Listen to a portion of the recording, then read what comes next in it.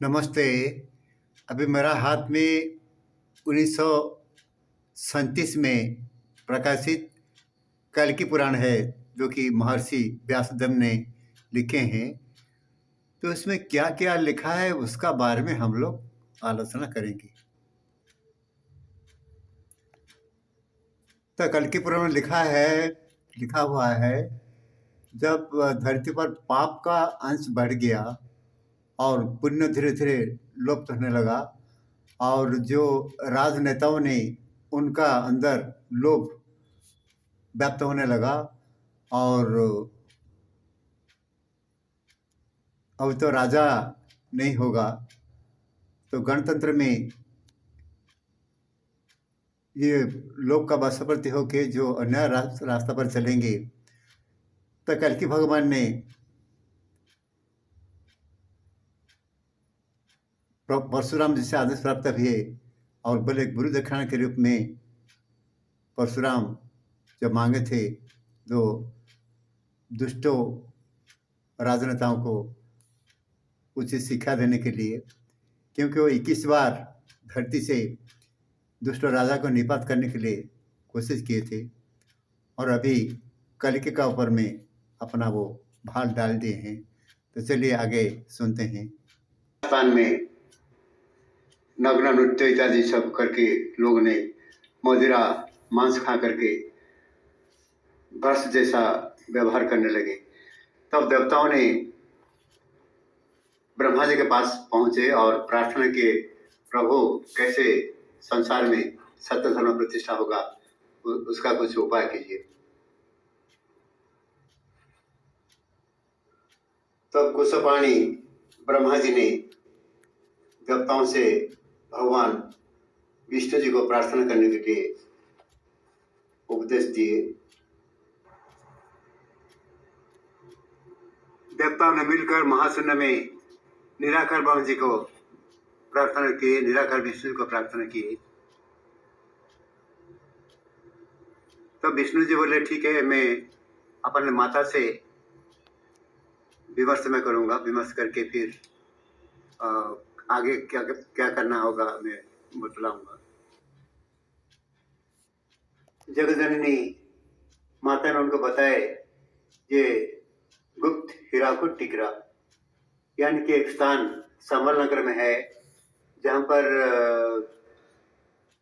एक ब्राह्मण निवास कर रहा है और वही ब्राह्मण नर नारायण के रूप में तुम्हारा पास में आएंगे।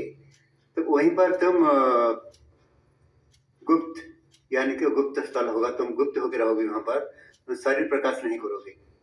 और हीराकुद, तो हीराकुद का एक कमल पुष्कर रहेगा और वहीं से तुम, जैसे मैं हाथ में कमल पुष्प पकड़ा हूँ, ऐसे कमल पुष्कर से तुम्हारा जन्म होगा और वही गुप्त स्थल में तुम नील माधव के रूप धारण करके वहां पर तुम रहोगे। तो टिकरा बना से वहां पेड़ पौधा कुछ नहीं रहेगा, लेकिन मैं जब वहां प्रकट होंगे और तुम्हारा जब वहां आगमन होगा, तब वहां सूखे पेड़ जिंदा हो जाएगा और वहां पर जंगल हो जाएगा और बिजली चलेगा और वहां पर सब 33 कुल देवता ने वास करेंगे तुम्हारा साथ में। भगवान विष्णु ने महाशून्य से प्रकट हुए और हीराकुद का एक कमल पुष्करणी से दृश्यमान हुए।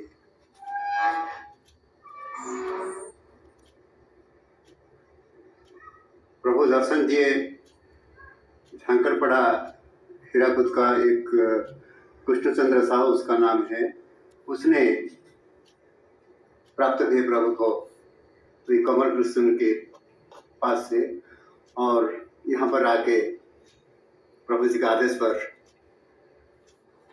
तो दीजिए। तो ये भव्य मंदिर निर्मित हुआ और प्रभु यहाँ पर नीलवाहन के रूप में गुप्त वास करने लगे और उसके बाद में देवी माँ प्रकट हुए भूमि से और वो ब्रह्मश्री भी दुर्गा के रूप में पूजित हो रहे हैं। पहले तो धवल के समण स्वरूप में पूजित हुए, चलिए उनका दर्शन करते हैं। ये है माता जी के स्वरूप। तो कल्की जी का प्रकट होने के बाद में माँ धवलमुखी समलेश्वरी जो देवी सती के अंश है, समुख हिस्सा, वो प्रकट हो गई भूमि से। और फिर त्रिकुटा देवी जो कि वैष्णो देवी में पूजित हो रहे हैं जम्मू कश्मीर में, उन्हीं को भगवान राम ने प्रतिश्रुति दिए थे कि मैं जब कल्की राम के रूप में प्रकट होगा तब तुम वहाँ आकर के मेरा पास में मेरा सहायन शक्ति रूप में रहना। तो समलेश्वरी और वैष्णो देवी मिलित होके ये है सहायन शक्ति कल्की भगवान का। ये है महानदी में, महानदी के तट पर मैं खड़ा हुआ हूँ। आगे लक्ष्मणगिरी पर्वत है और ये महानदी पुल, उसका नीचे महानदी के बीचों बीच एक मंदिर है, उसका नाम है रामपाद मंदिर।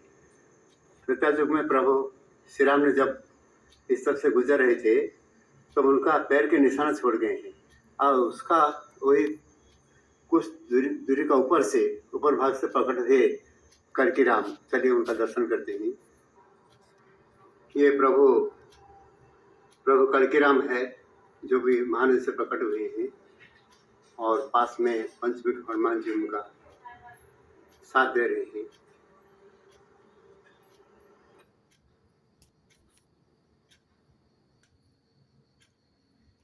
देवी माता बोले एक ब्राह्मण जन्म ले चुका है और संसार के कल्याण करके लोगों का सेवा करके आकर के यहाँ पहुँचेगा और यहाँ भी जन कल्याण में अपना जीवन व्यतीत करेगा। तो ये लिखा है पुत्र उवाच कुत्रस्ते सद्विजो येन तस्या निखिलम जगत।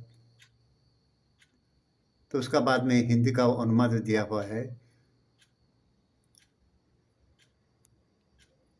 तो आप पढ़ सकते हैं अभी इसको। त्रिलोक का मनोरथ पूर्ण करता और समस्त भुवन का उद्धार करता है, ऐसा ब्रह्मांड कहाँ रहता है। तो देखते देखते माता ने काला भैरव का रूप धारण किए। काल भैरवी भगवान ने बालकृष्ण रूप में उनका गोद में बैठ गए। तो माता का गोद में परम सुख प्राप्त हुए भगवान बालकृष्ण ने सुनने लगे।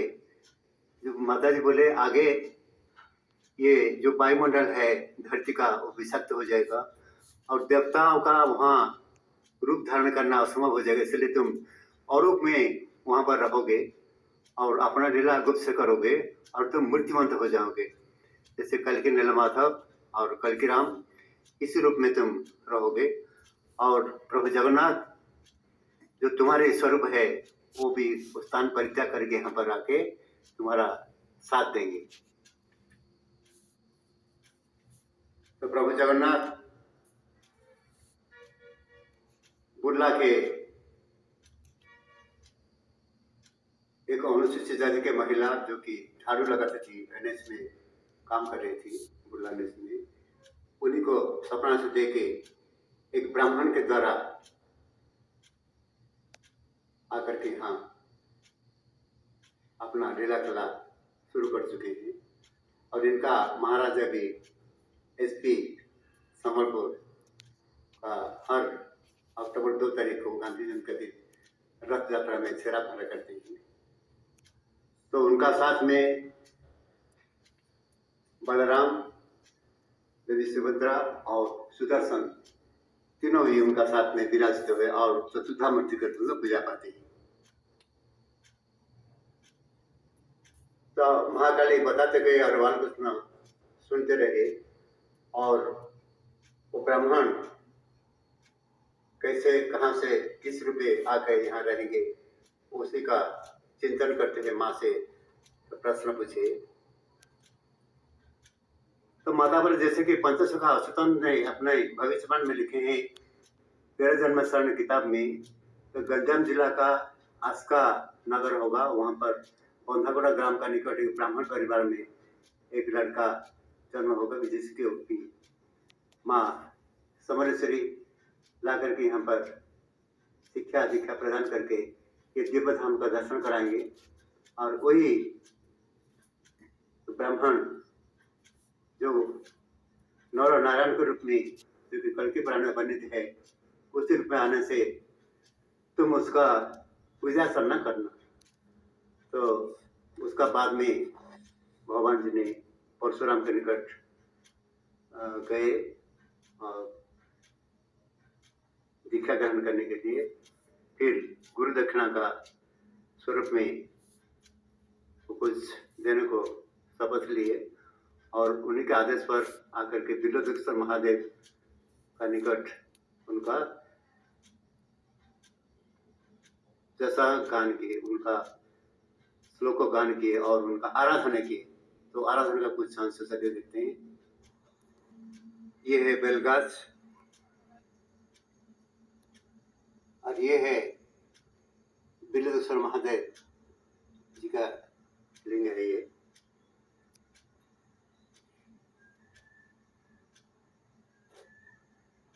और ये रहा उनका स्वरूप, और शिव जी उनका साथ में चंडी चामुंडा के साथ में माँ महाकाली प्रकट होके उनको आशीर्वाद दिए थे।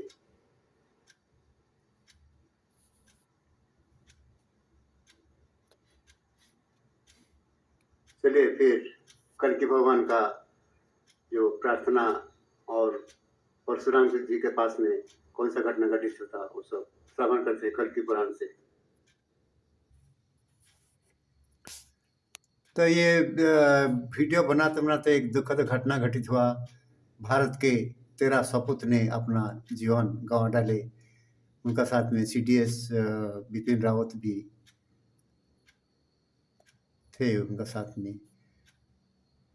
तो ये दुखद घटना का समय में ब्रह्मस्थल में भी एक दुखद घटना घट गया और एक आदमी या एक चोर आकर के, किसी का आदेश पर तो मालूम नहीं है, शायद कलियुग अगर ऐसे कोई होगा तो शायद ऐसे होगा, नहीं तो ये दैवी घटना घटित हुआ और यहाँ भी तोड़ फोड़ ये सब करके वो चला गया।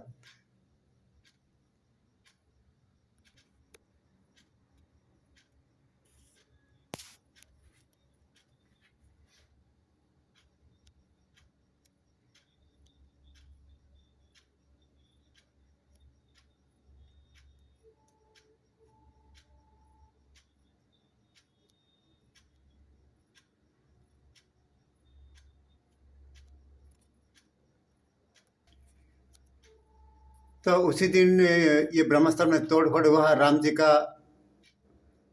जो माला मुकुट, ये मुकुट यहाँ गिरा हुआ है और ये माला यहाँ पर गिरा हुआ है और ये कपड़ा भी उनका फाड़ के, लेकिन हनुमान जी का जो माला वाला कुछ तो छू नहीं सका है।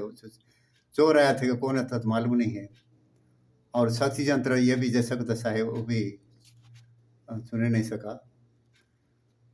ये राम मंडप का दृश्य हम लोग देख रहे हैं। भगवान राम जी को अपमान पे करने क्या करने मालूम नहीं है। चोर का क्या इच्छा था जानते नहीं है।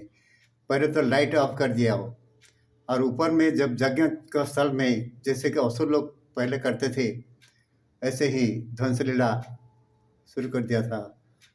और ये रात का 4:30 बजे का ये समय था और कैसे मेरा नींद टूट गया। और ये देखिए सब जगह का हवन सामग्री सब फेंक चुका है और ये ढक्कन सब खुला का खुला रहा है और मैं तो स्तब्ध रह गया जी, ये क्या हो रहा है, ये क्यों ऐसा हो रहा है। ये शायद कलियुग का अंतिम समय आ चुका है क्या, देश का और ये ब्रह्मस्थल का। ठीक है, सोचिए